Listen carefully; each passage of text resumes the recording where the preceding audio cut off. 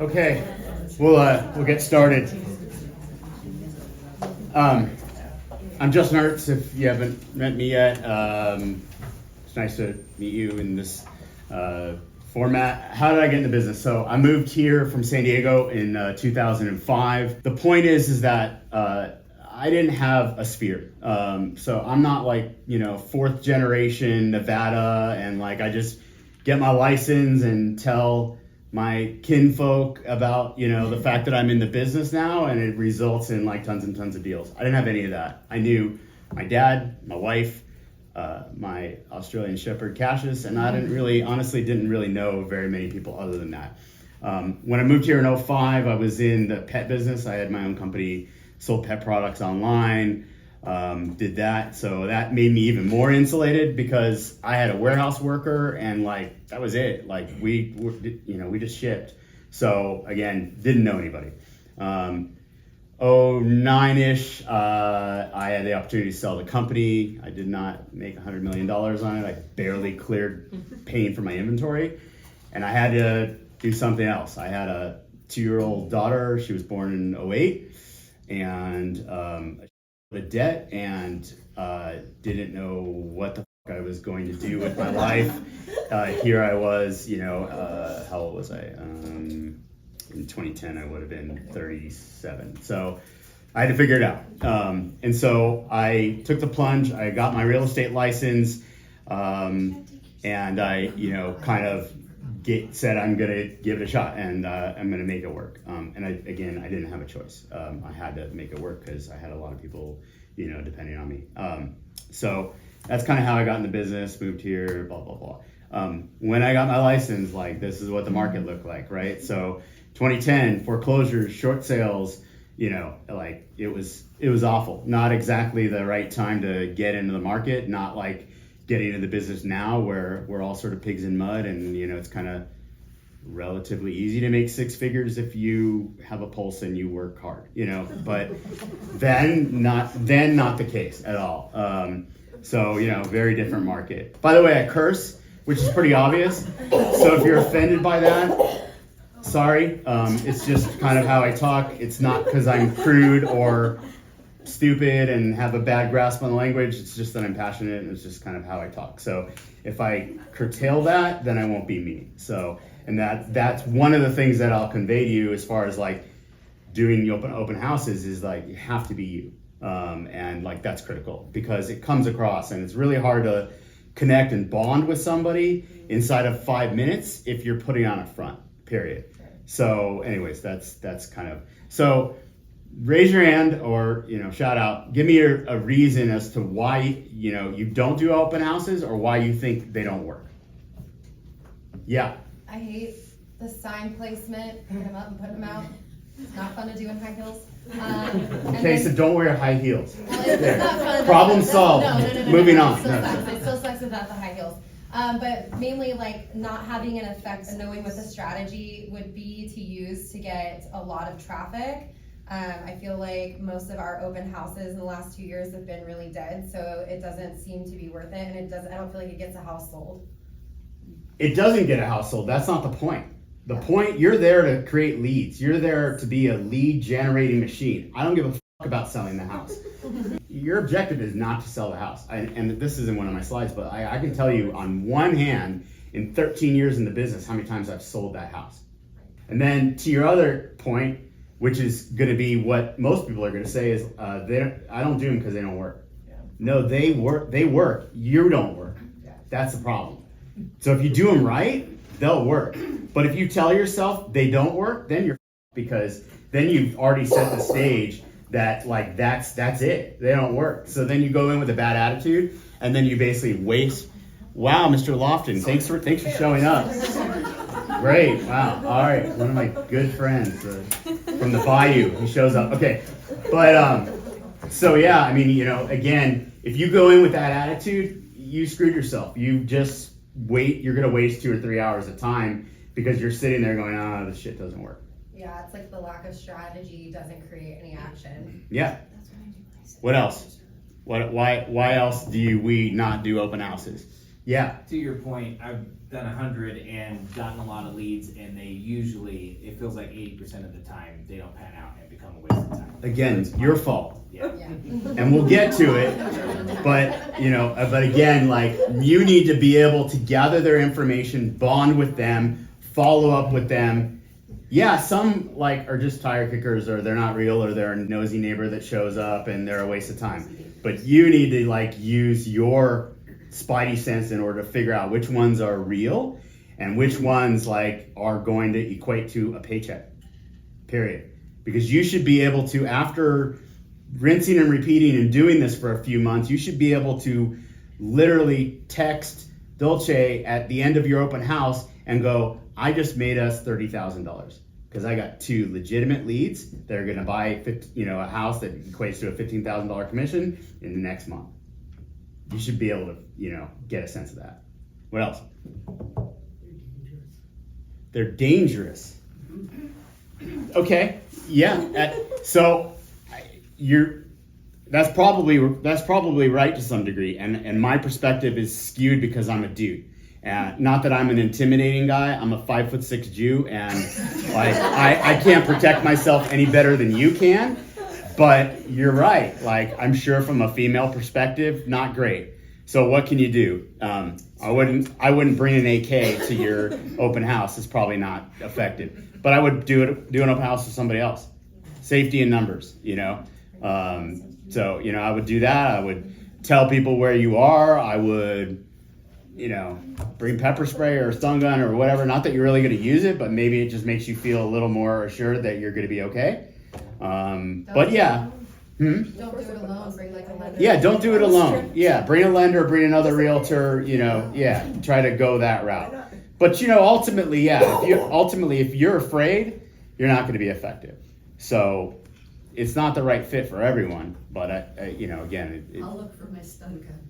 Look for your stun gun. Right, exactly. I have some things. Citizens Against Applying Pepper Spray works really good to have. It's tiny. Yeah, I have a thing that's like a combo. It looks like a flashlight, and it's a stun. I mean, I've never used it. But again, to have it might help your psychology, whatever.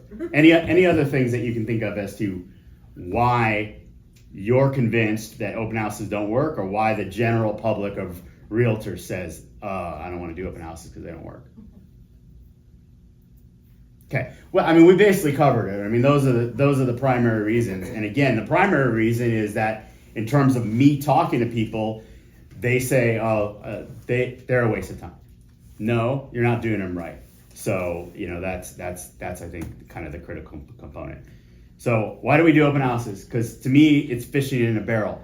Like, if you go, I don't know if when you got into the business, like, I was with Chase when I first started, and like, I don't know if you've been in the business long enough, like Dale, I can't think of what his last name was, but kind of a cheesy motivator dude, and like, so they give you all this like of like how you like get business, and like go to the grocery store and wear your name tag and start conversations and give out your card. Like maybe 1 in 1,000 of those times that works, but to me that's stupid. Like, you do an open house because people that walk into your open house are not coming there for auto parts, right? They're coming there because they're interested in buying a house, or they're maybe a neighbor that is interested in selling a house. So, and to me, it's truly fishing in a barrel. I think it's like the best opportunity to, again, to the conversation I had with JD, like, you have to decipher who is real and who is just going to be a drain on your resources because they're not real, because they're going to waste your time and you're going to show them houses for 6 months and they're not real, or they're the nosy neighbor that wants you to come over and give them a valuation on their house, but they're basically just doing it because they're like old and lonely or whatever. Sorry. But anyways, so, all right. So how many open houses? Okay. For the first 3 years of my career, I would literally hold 2 to 4 open houses every single weekend without fail. And let that sink in, like, I know that I would say that probably most of you, if you've dabbled in open houses, you will commit to like 2 hours on a Saturday once every 3 weeks. Okay? You get out of it what you put into it, right? I was willing to bust my ass. I knew that for the first 3, 4, 5 years in the business that I would have to bust my ass in order to build my database, in order to, be a success. People like, I have 2 cousins, case in point. One's 32, one's 27. They live in San Diego. They see me driving a Rivian. They see me with like a big house. And they're like, oh, he's so lucky. I'm not lucky. I earned every penny of it. It's not luck. Like it happened because I earned it. Because I busted my ass. So that was my commitment. So factors for choosing an open house. Again, you can't just blanketly do open houses and not put some thought into it, because then, I think then they can be ineffective because you've chosen the ones that are not necessarily right. So location, like, I think that's a biggie. Like for me, I live on the south end of town. I'm basically lazy, so I don't want to go to Weenfield Springs. So I'm just going to kind of focus in on the area that I know and like. So Double Diamond, Damonte Ranch, South Meadows, to me that those were good, and they're still good because, like the majority of our buying pool is buying, in that area and in that price point.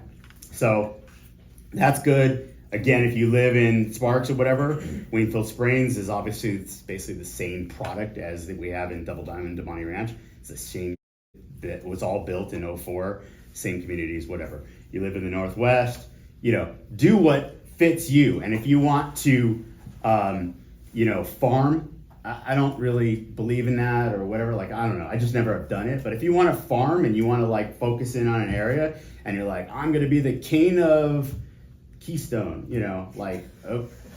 go for it, like if you have more exposure being seen there on a weekly basis, yeah, you might become the king of Keystone or Cold Springs. I don't know if you want to be the king of Cold Springs, but whatever.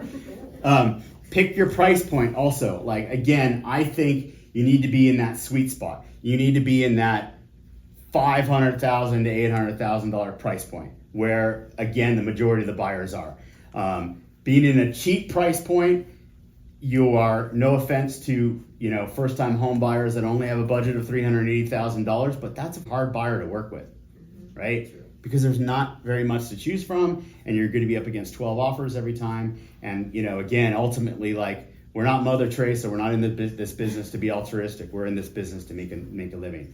And so if you have to show property to somebody that has a $380,000 price point and it takes you 9 months to get them in a contract, that's rough. It's tough to do. So I think being in that sweet spot there. Also, I think that going the opposite direction and being like, oh, I'm going to do nothing but Arrow Creek open houses because I want to just get $1.5 million buyers, and it makes more sense. I don't agree with that either, because most of the people that come into luxury listings, they have an agent. So I think that that's unlikely. I also, no offense to rich people, but they're a pain in the ass. So I would much rather have 3 buyers that are at $500,000 price point than 1 buyer at 1.5 million, because they'll suck the life out of you. And not to say that you shouldn't, give it a shot. You should, if you got a buyer that is at 1.5 million, cool, make the most of it. Try to, work them. But I'm just saying, like, I would rather work with $500,000 or $600,000 buyers because it's kind of the sweet spot. And days on market, new listings are critical. So I think you need to go through the MLS, and you need to, I'm sure you know how to do it. You search for just listings that are Dixon listings, and do that on Tuesday and Wednesday and look for new listings, because that's going to be hot. Like, you're going to get a lot of activity because no one's seen it yet. If you get hit up by an agent that says, oh, I got a listing for you that I want you to hold open. It is on Mayan, and you're going to get tons of traffic. But then you look it up and it's been on the market for 55 days. Guess what? You're not going to get tons of traffic. That agent's serving their needs, not yours. So, be smart. Hold them in busy areas, avoid remote, less populated, Washoe Valley, Deep Spanish Springs, go where the people are. What I thought versus what I learned. Again, this is price point. I'd rather have 3 $500,000 buyers rather than 1.5 million. Try and focus on newer listings. They are fresh. They have more curiosity. They're going to get way more traffic, be discerning with what you choose. How to find your open houses. This is how you find open houses. Bond with other agents at Dixon. You don't work for a small brokerage. I wanted to call somebody out, but I can't think of what's a small brokerage. Assist to sell. What? Assist to sell. Okay, assist to sell, whatever. Yeah, right. Redfin or Solid source. Solid Source. That's what I was trying to think of. Sorry, Matt's a good guy, but whatever. Like, if you work for a brokerage that only has like 11 agents and they are agents, guess what? There's not a lot of opportunities to hold open houses. You guys are in a sweet spot, right? We have like 350 agents. We have a lot of producers. We have a lot of people that have a lot of listings. So that's wonderful. Lean on that. Yeah. What do you think about doing it for agents that aren't at Dixon? Hold on. What? Agents that aren't at Dixon doing their open houses. I don't think, I'm not a fan of it. I think there is like brokerage liability. Talk to Bo or whoever. I think they would say that it's not ideal. You should do Dixon listings. I get agents that'll hit me up from other brokerages and say, hey, saw your new listing on Alpine Meadows. Love to hold it open. Look them up. They're at EXP. It's just not like, I just don't want that liability. Yeah. I just had a business planning meeting with Bo because we just came over to Dixon. That was one of the questions I asked him. He does not mind that we do other brokerages. Yeah, I mean, you can do it, but again, why? We have 350 agents. We have so many listings. Bond with other agents. Become their go-to. Tell them, hey, anytime you have a new listing that you would like held open, I would love to do it for you. And I will do an exceptional job for you. And I will follow up that night and I will send you an email to tell you feedback of how it went. And anybody that comes in with an agent, I will shoot a picture of their card so that you can follow up. I will be awesome. I will be a resource for you. I will help you out. So again, you should be able to do that. Now, should you put it in the all call? You can, and everybody does it. They do it all the time, but I don't know. I just don't believe in being passive. Put it in the all call saying, I would love to hold your open house. I'm a new agent, whatever. Like, I don't know. It doesn't catch my eye. I would rather like bond with people, meet people in your office, connect with people, find top producers that do a lot of listings and become their go-to or one of their go-tos. So sell yourself. What's your follow-up going to be? Again, like you should give them the sense and you should be, genuine about it. You should give them a sense that you're not holding their open house just because like it's good for you. It should be a mutually beneficial thing. And you should be able to provide, good information to that agent. You should also not be a pain in the ass to that agent. So don't email me like on Thursday and be like, well, what else can you tell me about the house besides what's in the MLS? It's all in the MLS. Just go on the MLS and figure it out. Don't text me from the open house and go, how do you turn on this light? Figure this out. Like I'll never use you again if that's like what you do as far as giving me a hard time. Because I don't have the time and the resources for it. I don't want to deal I with have a it. question for you. Yeah. You as an agent, you have the $800,000 listing. Mm-hmm. Why would you want your house to be on the open house? Exposure. Period. I want to create a frenzy. I put all my listings on the market on Thursday because the first 4 days that you're on the market, you have new status, and I want to stir that hornet's nest. I want to get as many bodies into that house as possible within that 4 days. So hopefully I'm a hero to my sellers. And Sunday when I talk to them at 6 o'clock, I have 5 offers. Do you ever find that on that first weekend when there are a ton of maybe showings with agents that are for sure 100% real buyers for that property, that the open house actually becomes an issue where there's competition?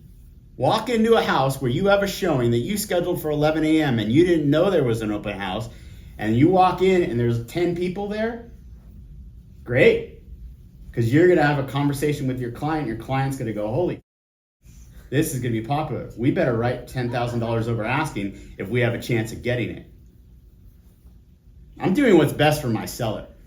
So put the sacrifice into perspective. To me, this was really important. Like, again, the motivating that you get from coaches, when you get in the business, is find your why. You know what your why is? Make money. That's your why.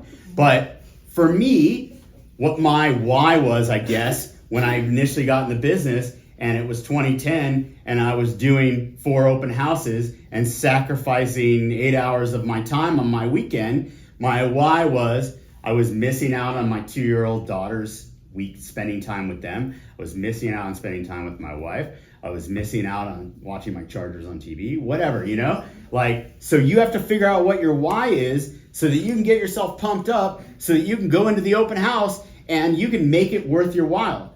Because if you don't have a why and you just show up to the open house and you sip your Starbucks and you around on your phone looking at Instagram, why are you doing it? What's the point?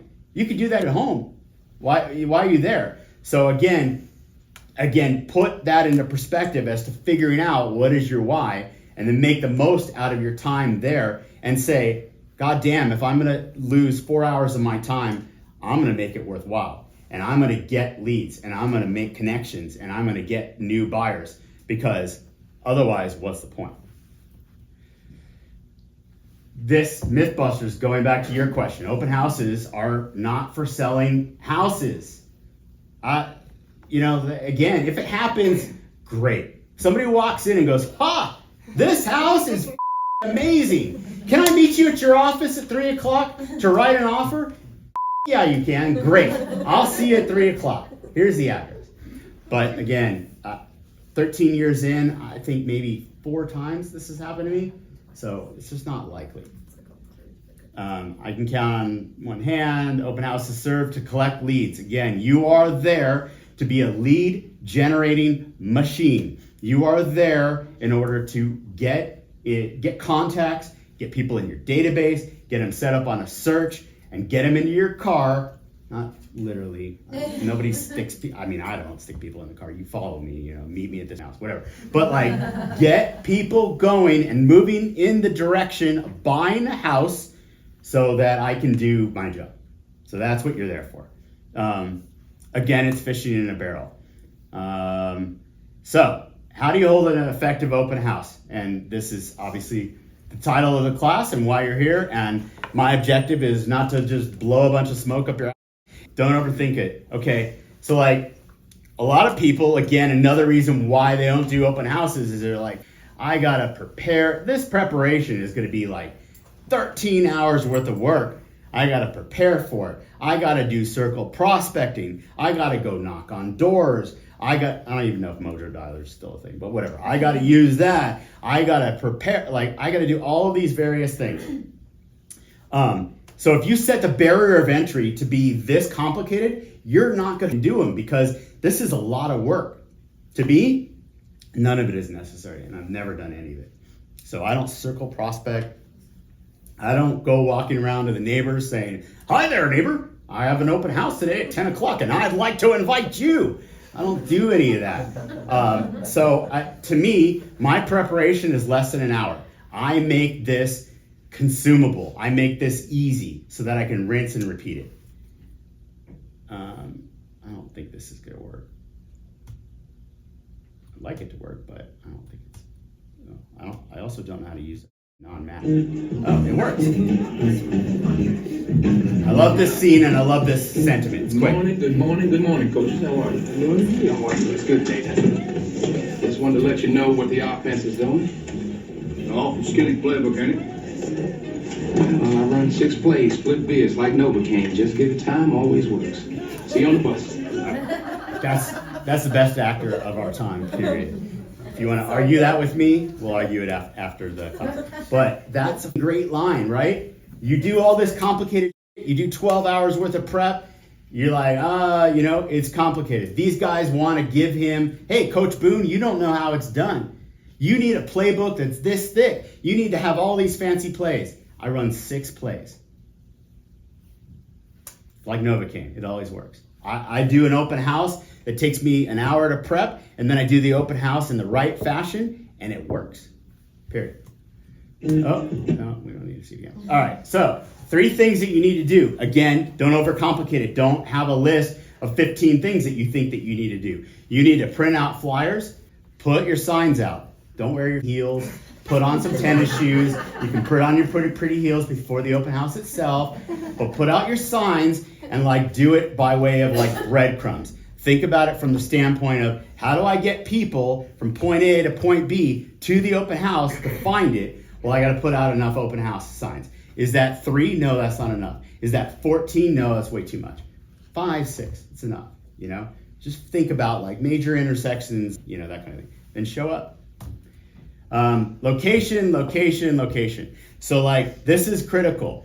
If you set yourself up in the wrong part of the house, you are yourself. You are putting yourself in a disadvantage in terms of the ability to connect with people and the ability to not let them leave because they want to leave. They don't want to talk to you, right? Unless they're lonely and they don't have anything else to do, they want to avoid you like the plague. So again, if the front door is here and you go and you sit in the kitchen because it's got a nice granite countertop and there's a stool there and it's comfortable, all right, that's lovely that you're comfortable, but again, I'm not there for comfort. I'm there to get leads. So I just, $10, whatever it is, plastic table from Costco, bring it with you, stick it in your car, post up near the front door. That way, you are greeting them when they walk in and they can't escape when they leave. Because trust me, they want to escape. They want to give you the dreaded bye. And if they have the opportunity to walk down the stairs and they can get to the front door without having to interact with you, skeet, they will do that. I guarantee you. Because they don't want to talk to you. So you have to kind of force them to talk to you. Mythbuster. All right. Cookies, flowers, water, all really important key elements to an open house, right? Boy, you gotta make that. You gotta get that fresh cookies. You gotta have that cookie smell. You gotta be able to have some flowers for some ambiance. You gotta get bottles. You gotta hand out a bottle of water. I don't do any of it. None of it matters. It's all something that somebody told you along the way, probably early on in your career, and said that these things are important. And they're feeding you a line that is like, that has no value. Make it easy to rinse and repeat. You're a lead generator. You're not a host. You're not there to smile. You're not there to pass out your card. You're not there to pass out cookies. You are there for one reason and one reason only, and that is to get leads. Period. So if you think that the reason for you doing an open house is so that you can get your name out there, so that people recognize you, because they think that you're charismatic and they like your suit and they like the fact that you'll give them a cookie and that they love that you'll shake their hand. That's not why you're there. And building up your profile doesn't matter. And giving out your card doesn't matter. You know what they do with your card? They wipe their ass with it and they throw it in the trash can. They don't care. They ain't gonna remember you because you gave them your card. They're not going to magically discover your card 3 months later when they're in the market and reach out to you going, "Oh, you were wonderful. I remember that suit that you wore. You gave me that cookie. You gave me that water. Of course I'm going to work with you." It doesn't work that way. So don't set that in your mind because you're setting a false expectation for yourself. The one thing that I bring, flyers. That's it. That's the list. No cookies, no waters. No cross promotion, no lender info, no, Fidelity home warranty, no, don't follow them around, don't force them to go on a tour, makes them uncomfortable. Instead, make them comfortable, give them time. So again, keep it simple. Greet them. Hi, welcome to the open house. I want to give you a flyer. Quick rundown. It's 4 bedrooms, it's 2 baths, 1,600 square feet. It's on 1/4 of an acre. The kitchen has been recently remodeled, so I think that they did a fantastic job. Anyways, take your time, look around, let me know if you have any questions. Shut up. That's it.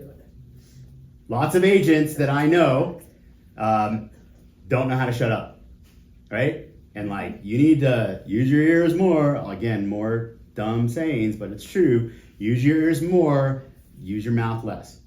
So you will compensate, especially as a newbie, You will compensate for what you don't know by you just greeted them and you just talked their ear off for 6 minutes. They walked away and the husband said to the wife, he's creepy.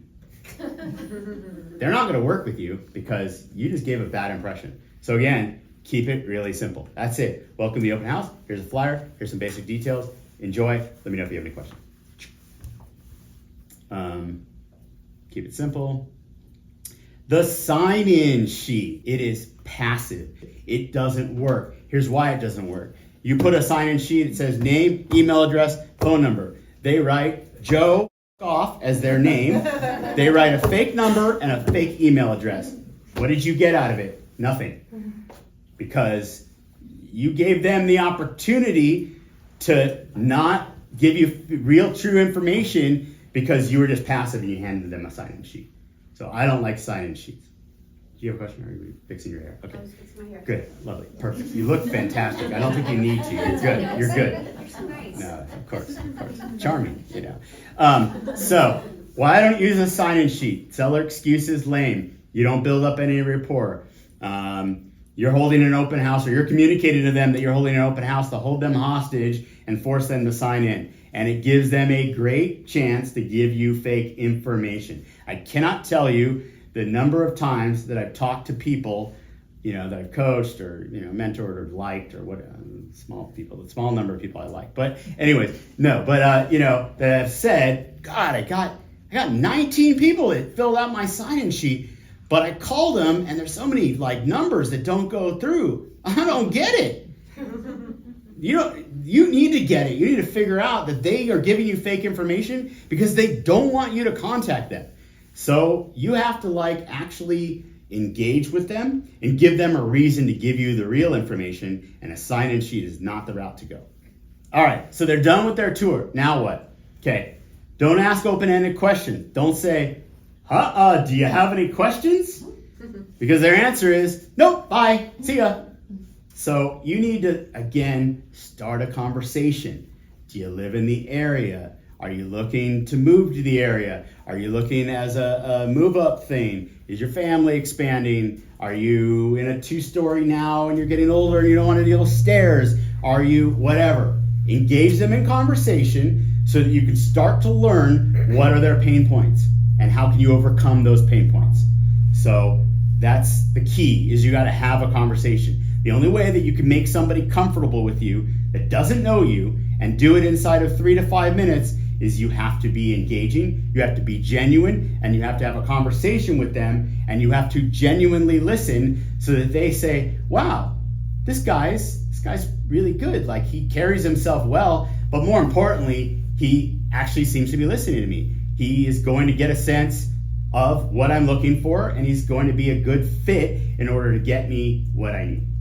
So, information is power. Ask them a question, let them talk, you listen. They'll give you all the information you need. Most people don't, again, know how to shut up. That's fine. You should shut up, but you should let them talk, because again, it's giving you information to get a sense of who they are, what they want, what their needs are. Again, if you have that conversation and you engage in that with them and you get a sense of what they're after, then you can get a sense of, are they worth your time? Are they worth it for you to follow up with them, continue in this conversation, get their information, and get going with them to help them find a house to buy? Or is that not their objective and they're just there because like they're serial open house goers? And there are serial open house goers, because I would hold open houses all the time and they would walk in and they would go, hey, I saw you last week at that listing on Alpine Meadows. And I'm like, really? Like, you don't have anything else to do? Go see a movie, go watch a baseball game, do something with your life. Why do you keep going to open houses? I don't get it. But so build a connection. Make notes. This is really critical. I used to use those little notepads. I call them my Bible, and I'm agnostic and not the slightest bit religious. But anyways, I call them that, and I would rotate from like 12 of these fuckers, and I would just use them, and I would write all my notes, and I would do all that stuff.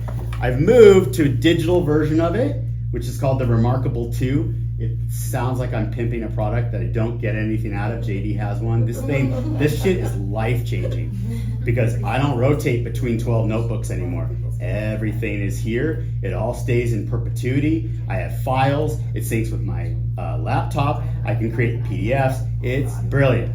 But it's a digital notepad. So I can open it up and I can bring up a notepad and I can write on it, and it feels like writing with a pencil, and I can erase it and all those kinds of things. So it doesn't matter what your median is, but whether it's a notepad or it's this or whatever, but the point is engage them in conversation and take notes. Taking notes means that you're paying attention, and it means that you're engaged with them, and it means that you are actually going to be a good source for them to help them out in their search because you're capable of listening and figuring out what their pain points are. So I say, great, so give me a sense of what you're looking for, okay? And then I'm writing. And even if some of it is and like they're telling you that like they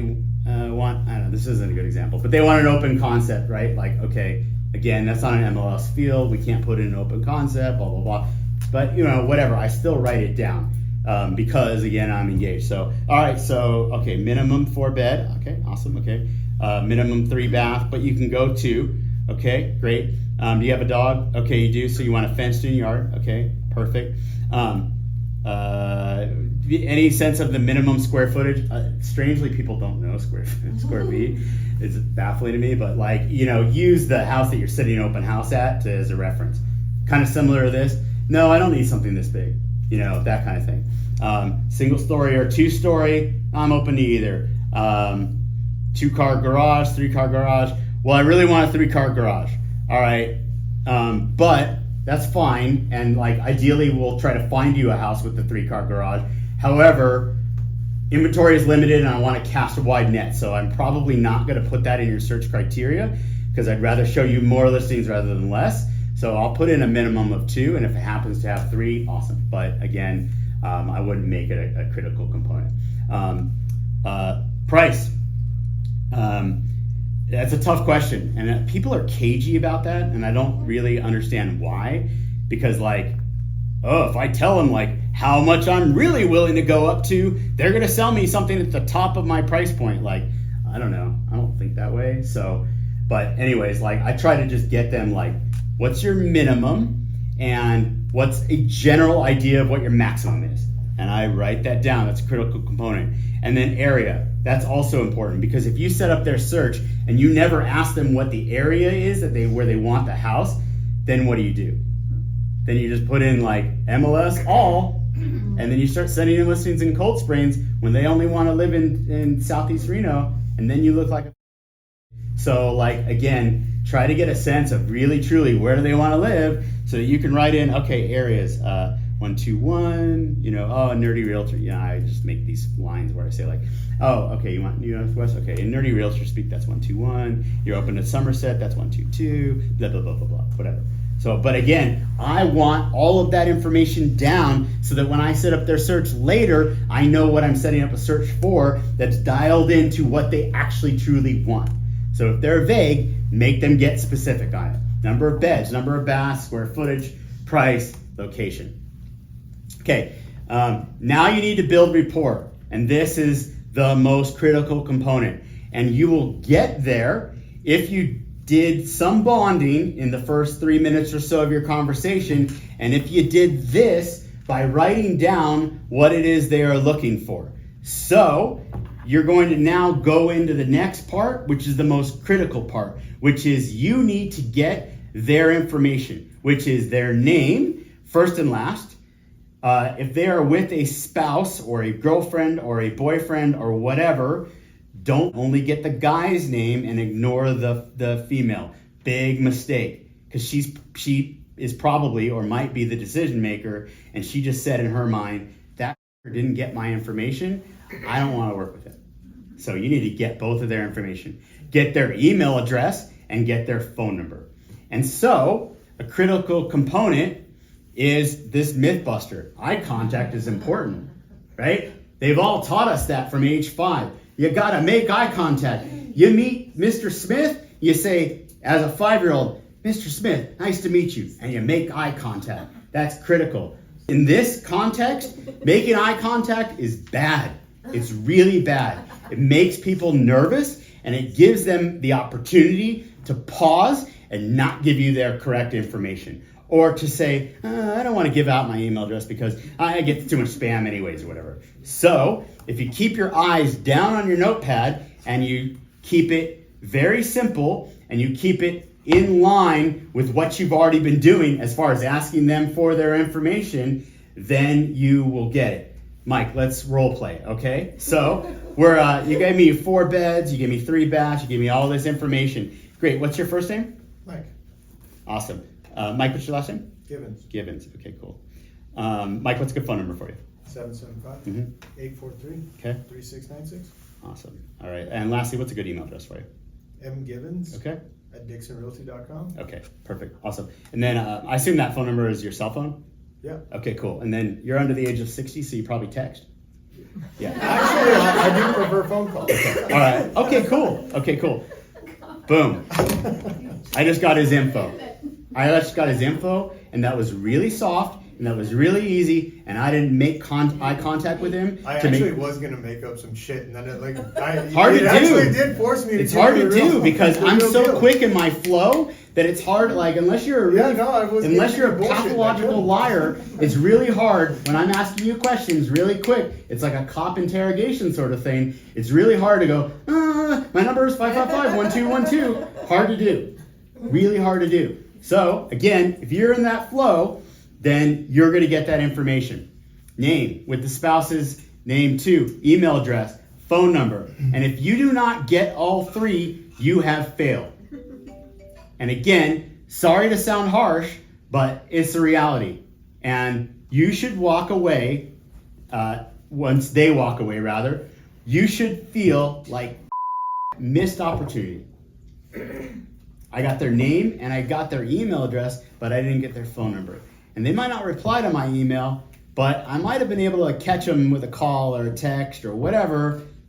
Damn, cost myself $15,000 because I didn't do my job.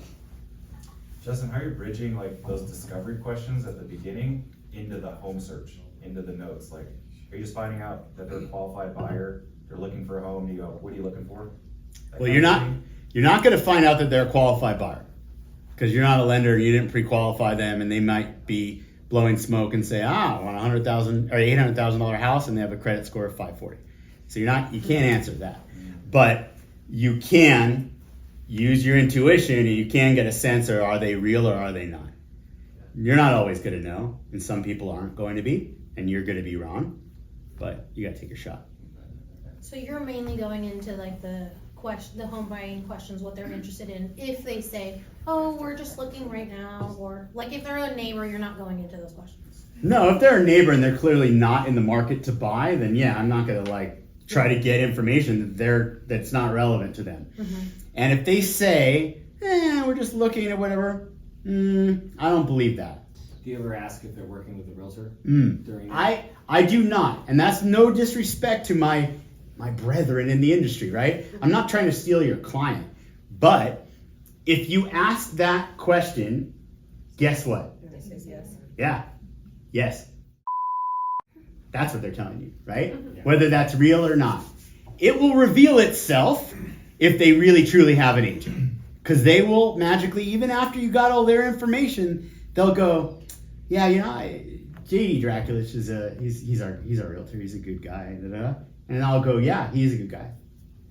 Assuming I think that, right? He's a good guy. I've known him forever, and you're in great hands. But it'll come out, right? And again, that's why I don't want to do personally, and I don't recommend to you to do $1.5 million listing open houses, because those people are smart, they're savvy, they got dough, they got an agent. So, yep. When, during the open house, or when you meet these guys, do you have these conversations? Do you try to stop them early, let them go through the house, do it at the end? When's the best time? They walk in, here's a flyer. I'm John. welcome to my, I don't think your name is John, that would be weird. But, okay, perfect. Welcome to my open house. House is, quick stats, have at it, enjoy yourself, let me know if you have any questions. So at the end. And then at the end, you are posted up on your little Costco plastic chair and plastic table. They can't escape, and that's when you're going to gather their information. Okay? Justin? Yep. What if somebody just says, well, I don't give out that information? They just don't. You can't force them. Yeah. I mean, you're not gonna like put them in a chokehold and say, whatever. So you're gonna do your best, and if they're cold fish and they are telling you to fuck because they won't give you your information, or I don't give out that information, then move on. They're not a lead. Because if you can't get their information, what are you gonna do? Telepathically communicate with them? It's not, so like you just gotta you either get their information or you don't. So then, hey, to the point with the conversation with Mike, you're under the age of 60, I assume you text. No, actually, I like calls more. Notate that because you want to communicate with them on the level that they want you to communicate with, right? So not to be like generalist, but it's kind of true. Older people like to email, younger people like to text, people in the middle maybe will tell you that they want to actually talk on the phone, whatever, but try to communicate with them the way that they want to be communicated with because it's going to give you the best opportunity for success to be able to connect with that person. Because if they're like, I hate text, don't text me, and then you just start blowing them up with text, guess what? You f*** yourself because you didn't listen. So that's I think really key. Can I ask you a question? Yep. So at what point, and this might be a little personal, but at what point do you bring... Let's get personal. At what point do you bring Mindy into the conversation with those leads? So your open house goes great, you have 5 new people, are you the person that's communicating with that lead? And then at what point do you bring Mindy into that conversation?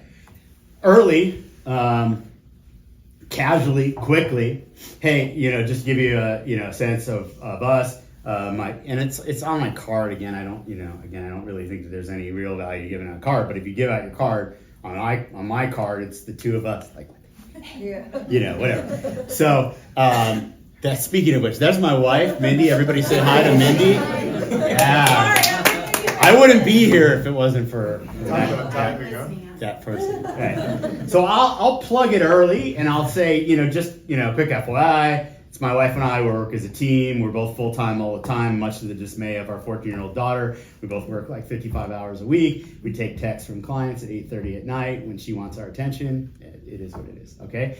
But so we work together. So you're gonna get to know her in the process, and sometimes we divide and conquer, and because there's 2 of us, you'll never miss out on an opportunity, because if you wanna see a house at 4 o'clock and I'm busy with another client, Mindy will show it to you.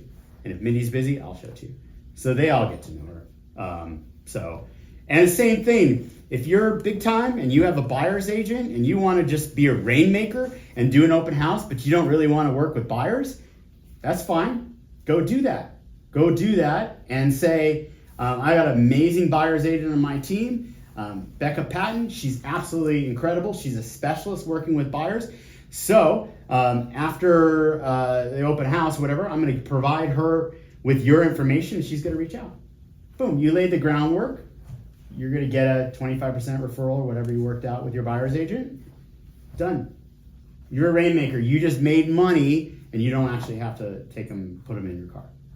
So, easy enough to get that communicated. But yeah, I definitely, I don't like shelter the fact that my wife exists and is a realtor that most of the time outproduces me. So, I got to bring that up. And the reality is that I do more listings, she does more buyers. So they're going to get to know her for sure. So set the expectations of what is next. If you just leave them and you don't really create a plan, you've kind of done half your job, right? And so then it's a little awkward because they don't know what your next steps are. So, great. Jim, Mary, it was really nice meeting you. I think I've got a really good sense of what you're looking for. Next steps, I'm going to set you up on an MLS search. We use this really cool system called Real Scout. It's intuitive. It's like Zillow and Realtor.com and all these things, right? I'm gonna enter all the information. I'm gonna send you the initial results of the search. It's gonna have 23 listings that are currently on the market that meet sort of this general criteria. Again, we're gonna cast a wide net because I wanna show you more listings rather than less. Then I'll email you the initial results of that search. Then on an ongoing basis, whenever new listings come on the market or a house goes back on the market, they're gonna be directly emailed to you from me.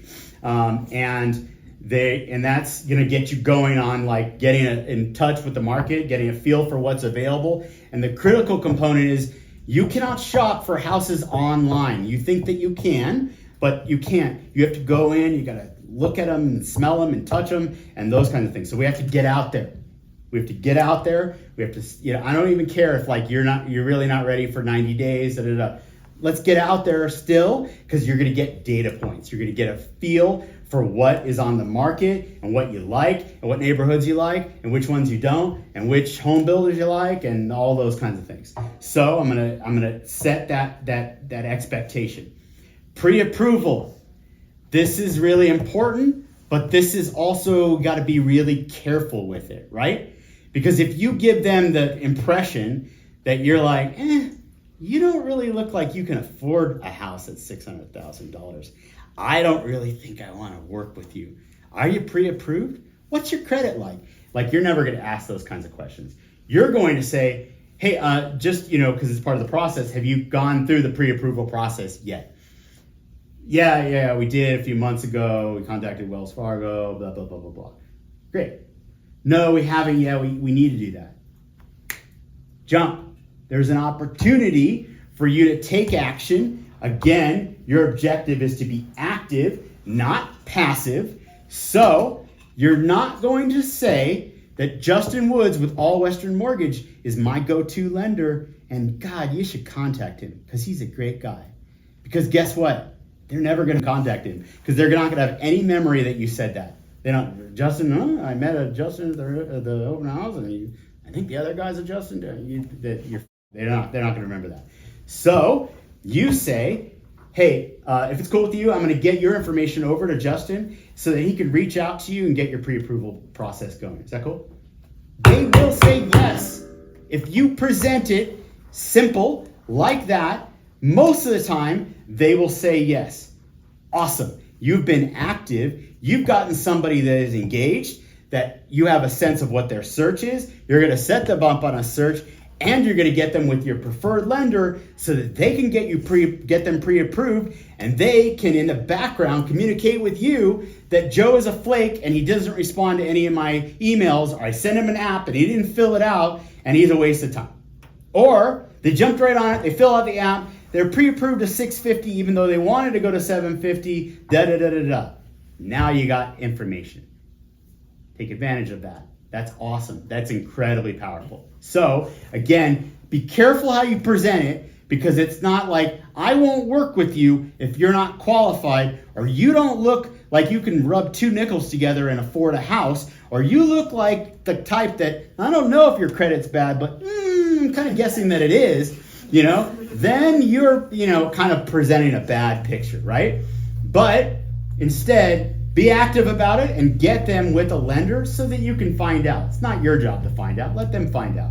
Let them report back to you and say, they got some work to do on their credit, but I'll help them do that. We'll stay in touch with them and we'll revisit it in 6 months and they might be ready. Yes. I'm trying to picture how this goes in a real conversation, and I've kind of. This is a real conversation. I know. I just did this last weekend. I'm kidding. This is tongue in cheek. Just like their eyes are so big and they're like, what? I am not ready for all of this. So how do you calm? Do this in calm. a way Be calm and confident and walk them through the process and make it easy for them, and don't let them get overwhelmed, and just say, I got this. So you're not this intense at your open house? No. I'm not this intense most of the time, but no. Okay. Sometimes, yeah. So yeah, again, they will feed off of your energy. Okay. So if you're nervous, they'll feed off of that. I don't want to work with her. She's a nut job. No. So no, Be calm, be confident. I got this. I'll get you, through this process. I'll help you find a home. I got an amazing lender that will reach out to you. He'll take great care of you. He'll get you pre-approved. We got this. Let's do this. Or whatever their situation is. I got to sell, I got to buy, and I don't know that that's possible, and there's a lot of moving pieces of the puzzle, and I'm sort of overwhelmed by it, and then they get paralyzed, and then they don't do anything. Right. No. It's tougher, but I've done it plenty of times. We'll navigate it. We'll get your house on the market, we'll get it in escrow, we'll write an offer contingent upon the house that is in escrow, But they will feed off of your energy, and so give them what it is that they need. This isn't in my slides, but it made me think of one other thing, and that is there is a communication or psychological sort of technique called mirroring, and I think that it's really, really valuable. Okay, so I think that you want to talk to them the way that they talk, and I don't mean if they have an accent, if they're Jeffrey Lofton and they're from the Bayou, you don't start talking to him like, this is a very bad version of the Bayou accent. God, that was awful. That's more hillbilly. That's Thank you. Common misconception. Yeah, common misconception, right. Po' boys, whatever. Never split the difference. I just listened to that book on Audible. Yeah. It's fantastic. Yep. And so, if they talk slow, talk slow. If they talk fast, talk fast. If they talk with big words, try to talk with big words. So again, really good, really important to mirror them, because they don't think you're mimicking them. They think that he's one of us. He's one of us. Yes. That's neuro-linguistic programming. Huh? That's called neuro-linguistic programming. Yeah. I learned it in some sales thing, some Dale Carnegie or whatever kind of thing, calling it mirroring, but yeah, exactly. So, and it is very effective, and it is, again, they don't think, God, this guy's, he's trying to imitate me. What the They don't think that. They think, wow, I feel comfortable because he's one of us. When you go out with people, if they're going to be in jeans, don't be in a three-piece suit. Yeah. By the way, I never wear this, okay? This is like, oh, it's a special occasion. We're all going to be together for 90 days. And like, I kind of want you guys to respect me, so I'll put on this outfit, right? But like, when you see me on a day-to-day basis, I never wear this. I just wear like slacks and whatever, not slacks, pants, whatever. So, again, yeah, be genuine, be you. If they're wearing jeans, wear jeans. Like, there are very few Mike Woods in this industry that are like always dressed to the nines in suits. And again, I like Mike, I'm not knocking him, but like, if that's you, cool, be you. But if that's not you, don't be that, because then you won't be your true, genuine self. So,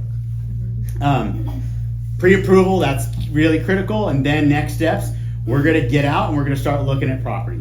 And again, that's critical, because if you just set them up on a search and they just shop for houses on the internet, they're never going to buy. You're never going to convert. It's not going to happen. So you need to get them to take action. You need to say, hey, this Thursday, I've got some time. What time do you get off work?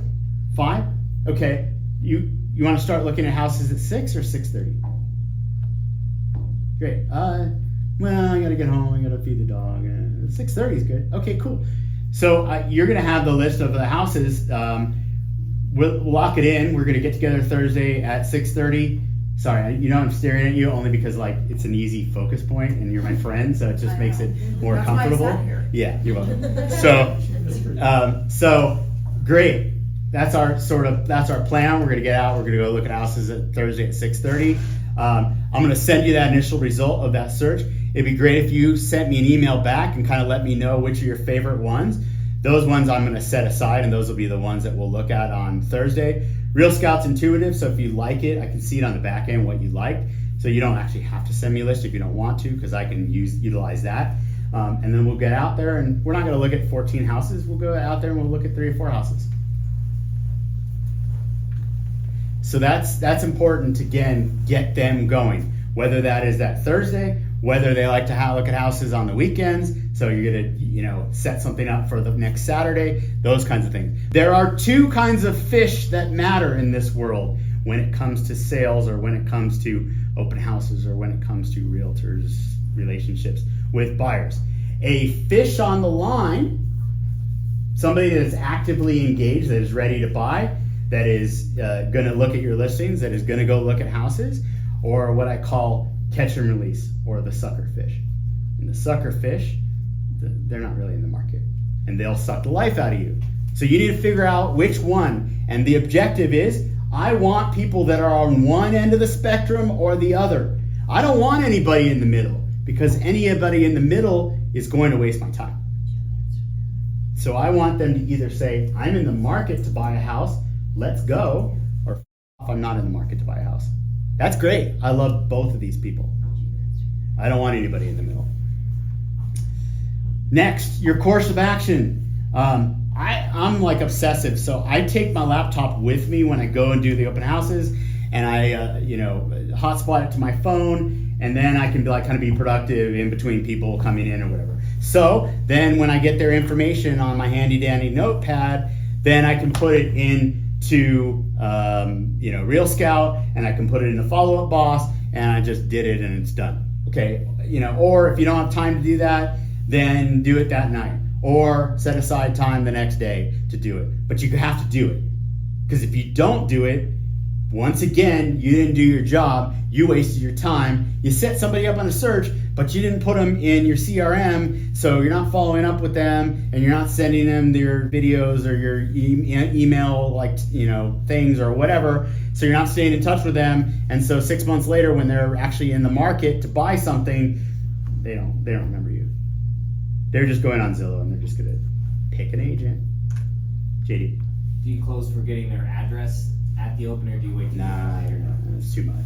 If they're a neighbor and they're like, I'll live down the street, then I'll stalk them on parcel search, and then I might send them like a follow-up thank you card. But for the sake of the initial, it's enough to ask to get their phone number and their email address. You can't sit there and be like, all right, what blood type are you? There's only so much information that you can get. So set up their MLS search, set them into your database, do the work. Again, it's not a lot of work. It's like an hour that you took out of your Sunday in order to put this information in, but it's part of your job, and it's part of completing the whole picture of everything. Send them a welcome email. Not a separate email through your Gmail or whatever, but just send it through Real Scout. Hey, John, it was great meeting you at the open house. I have a really good sense of what you and Linda are looking for in your house. I've got you set up on a search. Here are the initial results of that search. Again, let me know which houses look interesting. On an ongoing basis, you're going to get these emails when new listings come out on the market that fit your overall criteria. Keep in mind that this is fluid. I can change this criteria at any point in time. So if you say, I want to take Wingfield Springs out of it, easy enough, I can do that. Look forward to working with you. Feel free to call, text, or email me anytime. Cheers. Boom, you're done. You set them up on a search. You sent them the search, and you sent them a welcome email. They have your contact information. Off you go. In summary, and yes, we made it actually in an hour and 20 minutes, and then we'll do Q&A. Be yourself. Be genuine. Don't follow a script. Don't use a sign-in sheet. Don't be a cheeseball. Don't be a stalker. Don't follow them around. Make a genuine connection. Really, truly gather their information. Listen, use your ears. Don't just talk. Write down the information. Follow up, and then convert. That's your job. Questions? Anything? What are your thoughts on open houses and gated communities? It's okay. It's fine. If it's an attractive enough listing, it's fine. You put signs out. Don't piss off the neighborhood by putting a thing on the box that says the code is blah blah. Because guess what? One of those neighbors will take that down. I guarantee it. Just put on one of your signs, the one that's near the gate, for the gate code, text, and they'll text you. Sometimes if it's super busy, you're gonna have a difficult time fielding that. So that would maybe be an example where I would hold an open house with another agent. So somebody can be, fielding the phone while the other person is talking. that leads into, I'll say it real quickly, and that is, in general, I don't like doing open houses with other agents. Why? Because you have to share the leads with them, and to me, it's kind of confusing because like you're both talking, or one's talking and the other one's standing there like a lump, and why is he there? And it's just weird. For the same reason, I don't hold open houses with lenders. You're a lender, you say, I'm gonna bring cookies and water and a swag. I'm gonna bring some swag. It's gonna be awesome. We're gonna hold an open house and we'll get leads together. I don't want it. It's disjointed. It's confusing. I just want to engage with them and get their information, and away we go. So if you're a good lender, I'll get their contact information to you, and then you can follow up. But I don't want to. I've done it maybe like twice and hated it, and I don't do it. And again, when I walk into an open house with cheese balls that are doing them, and they're there with so and so from Wells Fargo, I just kind of chuckle inside, like that's a bad look for me, and it doesn't work. But What about husband and wife team? that's fine. We do it together. Yeah, that's fine. Just don't step on each other. Like I love my wife, but like she steps on me when we talk, and I'm like. Like I have a flow going, and then you said, how old's the dishwasher when we're doing the listing? Like, it's nails on a chalkboard. So like, just get your dialogue down, your timing, and all that kind of stuff, and just like try to be smooth about it, and it's fine. But yeah, husband and wife is good, and again, to the point that was brought up about safety. You're safe because your husband's there, assuming he's not a wuss. He doesn't look like he looks intimidating as so you're good. You're good. Sometimes if I'm alone. Great. I hide in the bedroom. Perfect. What else? What other questions? Yeah. So, I mean, if you have a high traffic open house, do you feel like you're missing a ton of leads? I mean, you can't have Maybe. a group setting and just say, hey, everybody gather around. Yeah. Everybody give me your information. So, Jim, Fred, Tom. All right, your phone number, yours. Yeah, so you gotta use your spidey sense, and you gotta kind of try to pick and choose. And you gotta say, she looks like the crazy neighbor. I don't want to waste my time talking to her, but they look like a young couple that work for Tesla that are in the market ready to buy. I'm gonna talk to them. So you gotta kind of pick and choose, and yeah, you're gonna miss out on some opportunities, but it is what it is. Yeah. You said flyers, so that's like stuff you make on Canva. What about MLS? Like the Stop. Oh, you lost me at Canva. Just on the MLS. Sorry, I'm in school, so I have to use that. All good. Yeah, all good. Are you a realtor? Yes, sir. All right, so just go. Oh, sir. No, sir. Go. You just go on. You just go on the MLS, and one of your options is like large border brochure or whatever it is. It's just a one-page printout. It's got a picture. It's got some basic details of the house. It's got your beautiful face and your contact information. Print it out in black and white. Off you go. Yeah, just don't print out the You can in-depth stuff. The Dixon Like the site agent knows. has Yeah, you a can very do some simple Dix. one. Yeah. That's whatever's easy. Don't. Yeah. If you go on Canva and spend 45 minutes, I'll kill you. I'll kill you. Literally. Like that. That's all. Yeah. So sign placement. Is it you like max amount of signs as possible in every single corner, or like where? Are you listening to my presentation? I am listening to your presentation. Or were you somewhere else? No, I'm- 6 open house. That's enough signs. That's plenty. So Plenty. if you have something that's like deep in a neighborhood though, and there's like big cross streets, I guess what I'm trying to find out is like, do you like Try to set breadcrumbs that will get them there. Okay. But you can't, like, idiots are idiots, right? So like if they can't find you, then they're idiots, Just like put out enough, but like don't be an idiot yourself. Don't put one here and the next one is 2 miles away. They'll never make that connection. So you gotta, have enough where there's one on Wilbur May and there's one on Carrot or whatever. But no, don't spend an hour and a half prior to the open house putting out 33 signs. Okay. And don't do what Dale says or any of the or Tom Ferry or whoever that says to farm the area. You gotta go buy like those cheap ass ones that stick in the grass, and you gotta buy like 35 of them. And you gotta go out and you gotta put them everywhere. And you gotta let them know that you're the king of Double Diamond. Like, go ahead, do it if you just don't have anything better to do with your time. But don't do it. Five open house signs, 6. I gotta go, but Justin, first of all, thank you, because that was really amazing.